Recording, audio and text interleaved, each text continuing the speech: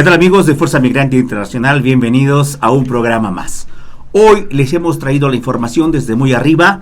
A mi derecha contamos con la presencia de la licenciada Paola, ha representado varias veces al Senado de la República y a la Secretaría Ejecutiva de Gobernación, directamente a altos mandos, directamente con presidentes, directamente con las alturas del lado de la licenciada. Muy bienvenida. Bueno, siempre hemos tratado de colaborar, ¿no?, a un mejor país, ¿no? Directamente con los de arriba. Y directamente, pues, en la Secretaría de Gobernación fui la secretaria ejecutiva del Consejo Técnico en Gobernación. Ahí lo que hacíamos es todo el apoyo a sociedad civil y por lo pronto, pues, evidentemente la agenda migrante para nosotros en lo personal siempre me ha parecido que se debe de visibilizar más, que a nuestros compatriotas se les debe hacer todo una plataforma de información para que estén bien informados y sepan que sí hay derechos, que sí tienen derechos.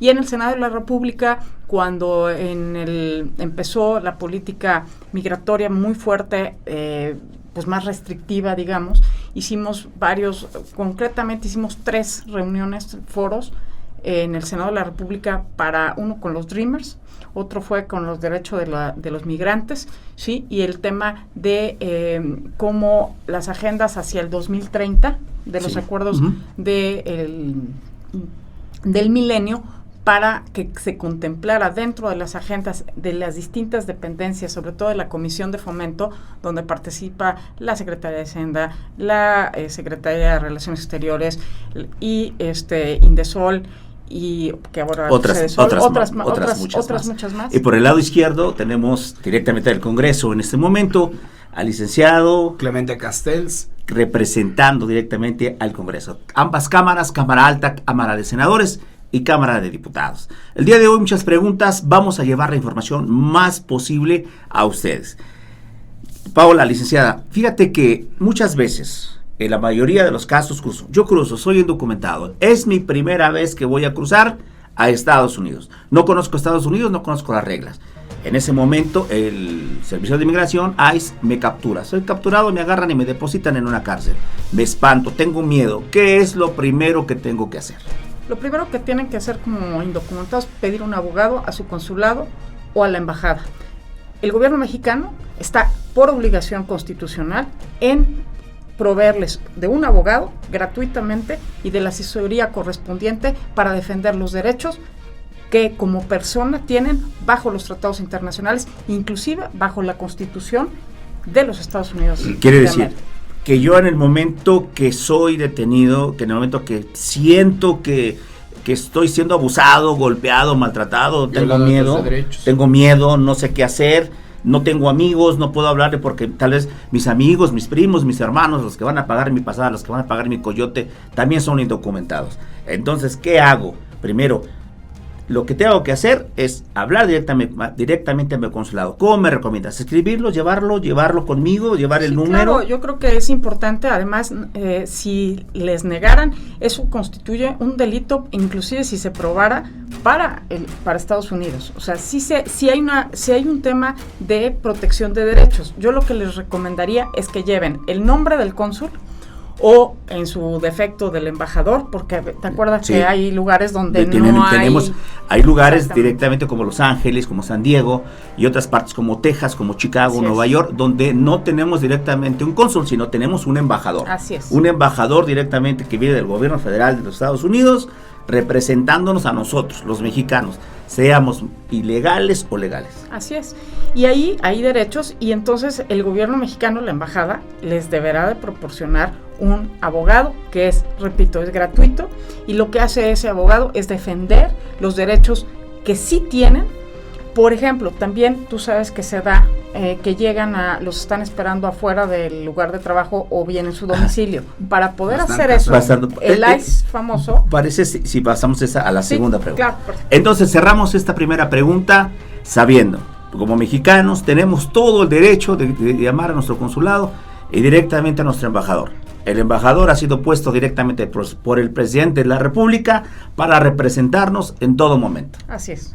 Entonces, a esa parte ya quedó. Ahora, la parte que me decías, en ese momento, fíjate que habemos muchísimos, siempre lo he dicho en cada programa, Cada migrante tenemos un sueño y de cada uno de nosotros podríamos escribir un libro. Porque todos hemos hecho grandes cosas, pequeñas cosas, pero todos hemos logrado llegar a Estados Unidos, implantarnos, trabajar, luchar y mandar dinero a nuestras familias. El sueño de todos los migrantes, el sueño del migrante, nunca es llegar a hacerme rico porque yo quiero tener. Siempre es sacar adelante a mi familia, me voy por mi mamá, por mis hermanos, por lo que sea. Entonces, ya tengo un tiempo trabajando en Estados Unidos. Algún tiempo, voy a mi trabajo, llego a trabajo y en ese momento hay una redada, llega la migra. Y entonces nos agarra a todos. ¿Qué sucede ahí en ese lapso? Porque seguimos, nosotros los indocumentados, nosotros los mexicanos, nosotros los que trabajamos, la verdad es que no vivimos en un limbo donde no tenemos a muchísima gente que en un momento pudiera ayudarnos. Claro. Y nos sentimos solos. Claro, y la verdad es que nos sentimos solos y sentimos esa desesperación de qué vamos a hacer. Bueno, primero el gobierno mexicano está del lado del migrante. Después, la Constitución de Estados Unidos, en la enmienda 14ª, especifica muy claramente que tienes derecho a un juicio, que tienes derecho a ser escuchado, y para esto necesitas que tu consulado te represente. Perfecto. Sí, eso es lo importante. Mucha gente cree que por haber ingresado de manera ilegal no tienes derechos. Bueno, pues sí hay estos derechos. Por eso es importante que el primero acto que pidas es un abogado que te represente.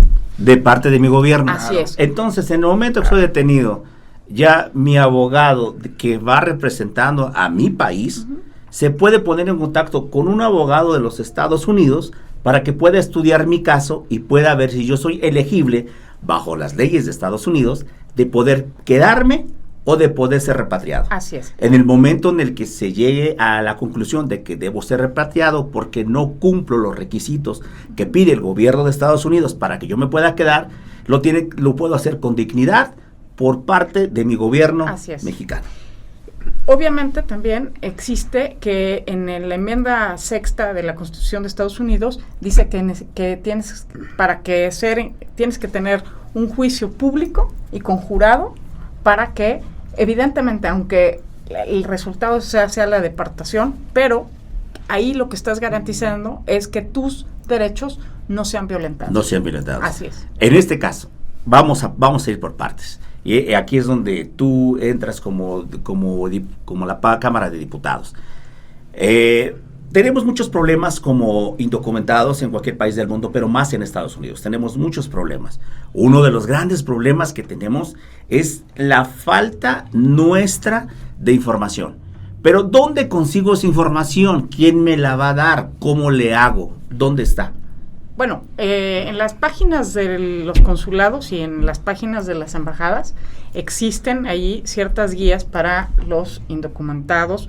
Y también, si quieren leer más sobre los derechos de los trabajadores, inclusive si sean indocumentados, están amparados por los acuerdos internacionales de la Organización Mundial del Trabajo, la OIT. Y esto, a su vez, pues, digamos, si ICE tuviera un tema de detención, que sí existe, usted tiene dos maneras de hacerlo. Por medio de que en ese momento usted tiene el derecho de guardar silencio. Eso sí es bien importante, porque mucha gente empieza a hablar y ahí sí, como dice, todo lo que usted diga se enreda. Se enreda más, porque claro, a lo mejor no será usado en su contra. Entonces, por eso es muy importante guardar silencio. Si a mí me dirían cuál sería el consejo, guardar silencio, pedir un abogado y que a partir de ahí se siga un proceso judicial bajo las reglas del país, pero que evidentemente salvaguarde los derechos humanos en todo momento para que de ahí no se violenten sus derechos humanos de la persona. Entonces, el paso número 2 es, una vez que me detienen, yo tengo todo el derecho de hablarle a mi consulado directamente para que mi consulado me proporcione un abogado y mi abogado se ponga de acuerdo con un abogado de Estados Unidos para que vean mi caso. Hasta ahí termina el compromiso de Son dos derechos que la persona tiene, de contratar un abogado y de presentarse en un juez competente para que se le siga un caso evidentemente conforme a la ley para que sus derechos no sean violentados.